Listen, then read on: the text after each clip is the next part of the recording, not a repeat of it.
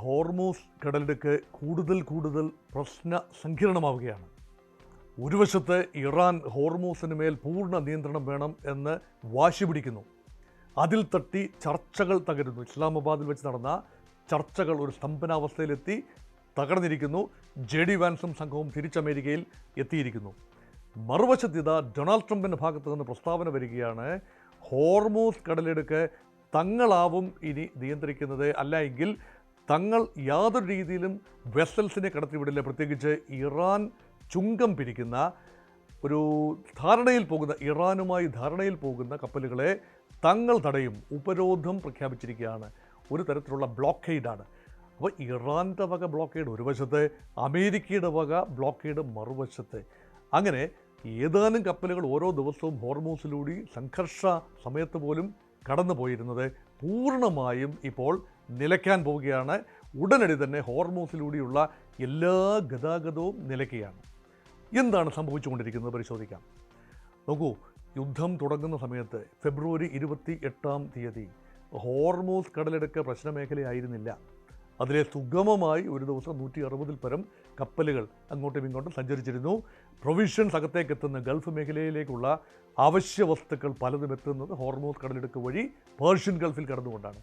Kuwait എന്ന രാജ്യം, അല്ലെങ്കിൽ ഖത്തർ, ബഹ്റൈൻ, ഈ രാജ്യങ്ങളെല്ലാം തന്നെ, ഇറാഖ്, ഇവിടേക്കെല്ലാമുള്ള സപ്ലൈ എല്ലാം തന്നെ ഹോർമൂസിലൂടെ മാത്രമേ കടന്നു വരാനാവൂ. കാരണം ഇവയെല്ലാം തന്നെ മറ്റ് പുറംകടലുമായി ബന്ധമില്ലാത്ത, അതേസമയം പേർഷ്യൻ ഗൾഫ് രാജ്യങ്ങൾ മാത്രമാണ്. സൗദി അറേബ്യയ്ക്ക് മറ്റൊരു ഔട്ട്ലെറ്റ് ഉണ്ട്. ഭാഗികമായെങ്കിലും UAEക്ക് പോലും ചെറിയ ഔട്ട്ലെറ്റ് ഉണ്ട് ഒമാൻ തീരത്ത് കൂടി. ഒമാൻ പേടിക്കാനില്ല, അത് കടൽ ഇടുക്കിൽ ഉള്ളിലല്ല, വെളിയിലാണ്. അപ്പോൾ പിന്നെ ഈ രാജ്യങ്ങളുടെ സപ്ലൈ എങ്ങനെയാണ് മുന്നോട്ട് പോവുക? കടലിടുക്ക് പൂർണ്ണമായി അടയ്ക്കുകയാണെങ്കിൽ. അതേപോലെ തന്നെ ഈ രാജ്യങ്ങളുടെ ജീവനാഡിയാണ് എണ്ണ, ക്രൂഡ് ഓയിൽ വിൽക്കാൻ കഴിഞ്ഞില്ല എങ്കിൽ, 1-2 മാസത്തേക്ക് വിൽക്കാൻ കഴിഞ്ഞില്ല എങ്കിൽ അതിൻ്റെ സംഭരണം വലിയ ബുദ്ധിമുട്ടാകും. ഉൽപ്പാദിപ്പിക്കുന്ന ക്രൂഡ് ഓയിലിൻ്റെ സംഭരണ ടാങ്കുകളെല്ലാം തന്നെ നിറഞ്ഞു കവിഞ്ഞിരിക്കുകയാണ്. അത് വലിയ വിഷയമായി മാറും. അതുകൊണ്ട് എണ്ണ വിൽക്കാൻ സാധിച്ചില്ലെങ്കിൽ തീർച്ചയായും ഈ രാജ്യങ്ങളുടെ ഇക്കോണമികൾ ദീർഘകാലാടിസ്ഥാനത്തിൽ തകരും. അവർക്കിപ്പോൾ ഇൻവെസ്റ്റ്മെൻറ്റ് ഉള്ളതുകൊണ്ട് പിടിച്ചു നിൽക്കാം. അതുകൊണ്ട് ഹോർമൂസിന്മേൽ ആരാണ് നിയന്ത്രണം ആത്യന്തികമായി ഏർപ്പെടുത്താൻ പോകുന്നത്? ഇതൊരു ചർച്ചാ വിഷയമായി ഇപ്പോൾ മാറിയിരിക്കുന്നു. ചർച്ച നടന്നുകൊണ്ടിരിക്കുന്നതിനിടയിൽ അമേരിക്കയും ഇറാനും തമ്മിൽ പാകിസ്ഥാൻ്റെ മധ്യസ്ഥതയിൽ ചർച്ച നടക്കുന്നതിനിടയ്ക്ക് ഒരു പ്രപ്പോസൽ ഇവിടെ അമേരിക്കയുടെ ഭാഗത്തു നിന്ന് തന്നെ വന്നു. പ്രപ്പോസൽ എന്ന് പറയാനാവില്ല, ട്രംപിൻ്റെ ഭാഗത്തു നിന്ന് ഒരു ആഗ്രഹ പ്രകടനം വന്നു.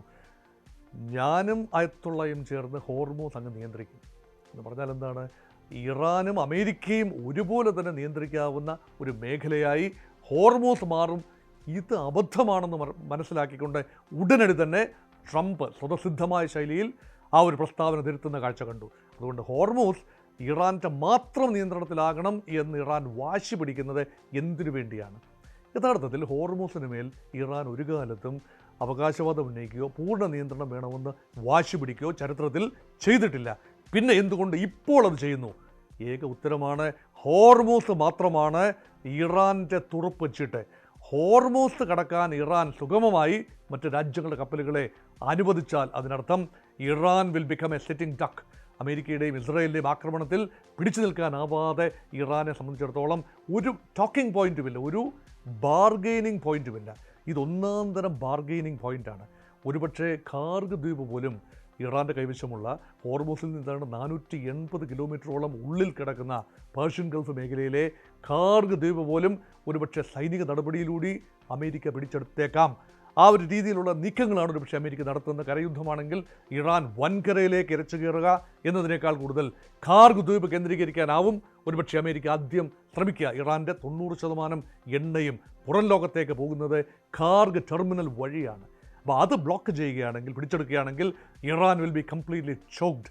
പക്ഷേ അത് വന്നാൽ പോലും ഹോർമൂസിലൂടെയുള്ള ഗതാഗതം അമേരിക്ക ആഗ്രഹിക്കുന്ന രീതിയിൽ പോയില്ല എങ്കിൽ യഥാർത്ഥത്തിൽ ചോക്ഡ് ആകാൻ പോകുന്ന അമേരിക്കയല്ല, മറിച്ച് അമേരിക്കയുടെ സുഹൃത്ത് രാജ്യങ്ങളായ സൗദി അറേബ്യ ഉൾപ്പെടെയുള്ള രാജ്യങ്ങൾ വലിയ ബുദ്ധിമുട്ടിലാകും.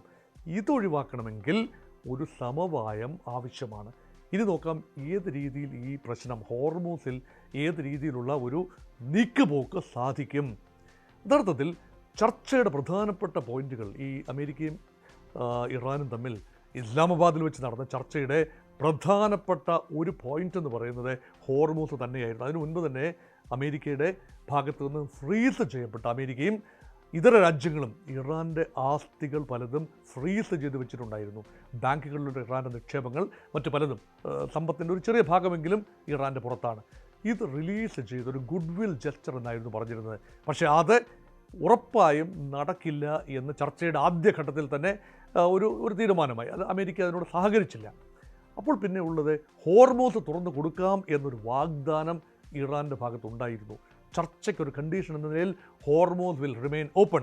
ഇറാൻ പറയുന്നു ഹോർമൂസ് തങ്ങൾ നിർബന്ധപൂർവ്വം അടച്ചിട്ടില്ല, പക്ഷേ യുദ്ധക്കപ്പലുകൾ ഹോർമൂസിലൂടെ വന്നാൽ തങ്ങൾ തടയും. യഥാർത്ഥത്തിൽ സംഭവിച്ചത് എന്താണ്? ചർച്ച നടക്കുന്നത് 21 മണിക്കൂർ നീണ്ട മാരത്തോൺ ചർച്ചകൾ നടക്കുന്നതിന് മധ്യേ 2 അമേരിക്കൻ ഡിസ്ട്രോയേഴ്സ് മൈനുകൾ നീക്കാനെന്ന രൂപത്തിൽ ഹോർമൂസിലേക്ക് കടന്നു വരികയാണ്. അതിലൊരു കപ്പലിനെ നിർബന്ധപൂർവ്വം ഇറാൻ തിരിച്ചയക്കുന്ന ചിത്രങ്ങൾ ഉൾപ്പെടെ ഇറാൻ ഇപ്പോൾ പങ്കുവച്ചിരിക്കുകയാണ്. അതുകൊണ്ട് ഈ ചർച്ച നടക്കുമ്പോൾ ഒരു സാഹസത്തിന് എന്തിന് അമേരിക്ക മുതിർന്നു എന്നാണ് ചോദിക്കുന്നത്. ഇപ്പോൾ അമേരിക്ക പറയുന്നത് തങ്ങൾ കപ്പലുകളെ അയച്ചുകൊണ്ട് ആ ഭാഗം തങ്ങളുടെ നിയന്ത്രണത്തിലാക്കി ഒരുപക്ഷെ നിർബന്ധപൂർവ്വം ഒരു കോറിഡോർ സൃഷ്ടിച്ചുകൊണ്ട് മറ്റ് രാജ്യങ്ങളുടെ കപ്പലുകൾ കടന്നു പോകാവുന്ന ഒരു അന്തരീക്ഷം ഉണ്ടാക്കും. നിലവിൽ അത് ബ്ലോക്കേഡിലേക്കാണ് നീങ്ങുന്നത്. അൺലെസ് ലാസ്റ്റ് മിനിറ്റ് ഒരു മാറ്റം മറിച്ചിൽ ഉണ്ടായില്ല എങ്കിൽ, ട്രംപ് ആയതുകൊണ്ട് അറിയില്ല, ലാസ്റ്റ് മിനിറ്റ് ഒരു മാറ്റം മറിച്ചിൽ ഉണ്ടാകും. അതുകൊണ്ട് എന്ത് ഇമ്പാക്റ്റാണ് ഉണ്ടായത്? The immediate impact is the skyrocketing of the oil prices. Crude ഓയിലിൻ്റെ വില ഏതാനും കുറഞ്ഞു വരികയായിരുന്നു. അതായത് $120 വന്നത് കുറഞ്ഞ് ഈ സമാധാന ചർച്ചയുടെ ഒരു അന്തരീക്ഷം സംജാതമാകുന്നു എന്ന് കേട്ടപ്പോൾ തന്നെ അത് കുറഞ്ഞ് $100 താഴെ പോയി. $90 അടുപ്പിച്ചിരിക്കുമ്പോഴാണ് ട്രംപിൻ്റെ പ്രഖ്യാപനം വരുന്നത്. ഹോർമൂസിൽ അമേരിക്കയും ബ്ലോക്കേഡിലേക്ക് നീങ്ങുന്നു. പെട്ടെന്ന് തന്നെ എണ്ണ വിപണി വീണ്ടും തീപിടിച്ചു. ഇന്നത്തെ ഏറ്റവും വൈകി കിട്ടുന്ന വില അനുസരിച്ച് $105 ക്രൂഡ് ഓയിലിൻ്റെ വില ഉയർന്നിരിക്കുന്നു. ബ്രണ്ട് ക്രൂഡിൻ്റെ വില ഉയർന്നിരിക്കുന്നു. ഇനി ഉയരാനാണ് സാധ്യത. അപ്പോൾ ഇതെവിടെ ചെന്ന് നിൽക്കുകയാണ്? ഒരു ഓയിൽ ഷോക്ക് എന്ന് പറയുമ്പോൾ ഇത് ആർക്കൊക്കെയാണ് ബാധകമാവുക? അമേരിക്കയ്ക്ക് ഇത് ബാധകമാവില്ല എന്ന് അമേരിക്ക പറഞ്ഞു കഴിഞ്ഞു.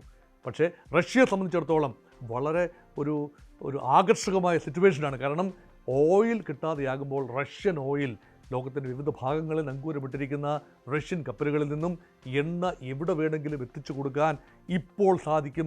റഷ്യയ്ക്ക് മേലുള്ള എണ്ണ ഉപരോധം തൽക്കാലത്തേക്കെങ്കിലും അമേരിക്കയും സഖ്യകക്ഷികളും ഉപേക്ഷിച്ചിരിക്കുകയാണ്. It's a sigh of relief for Russia.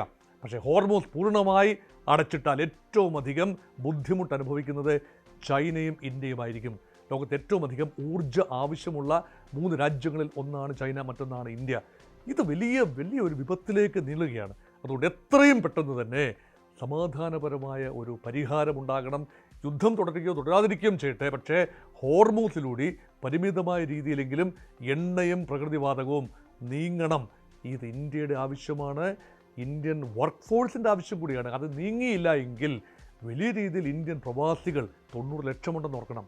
അവരിൽ ഒരു ചെറിയ പങ്കെങ്കിലും തിരിച്ചിന്ത്യയിൽ വരേണ്ടി വരും. എണ്ണപ്പാടങ്ങൾ പ്രവർത്തിക്കില്ല, റിഫൈനറികൾ പ്രവർത്തിക്കില്ല, അങ്ങനെയാണ് റിഗുകൾ അടച്ചിടേണ്ടി വരും. അങ്ങനെയെങ്കിൽ വലിയ വിപത്താണ് കാത്തിരിക്കുന്നത്. അതുകൊണ്ട് ഹോർമൂസിന് ചുറ്റുമാണ് ലോകത്തിൻ്റെ മുഴുവൻ ശ്രദ്ധ ഈ നിമിഷം. കൂടുതൽ വാർത്തകൾക്ക് news 18 Keralam YouTube channel subscribe ചെയ്യുക.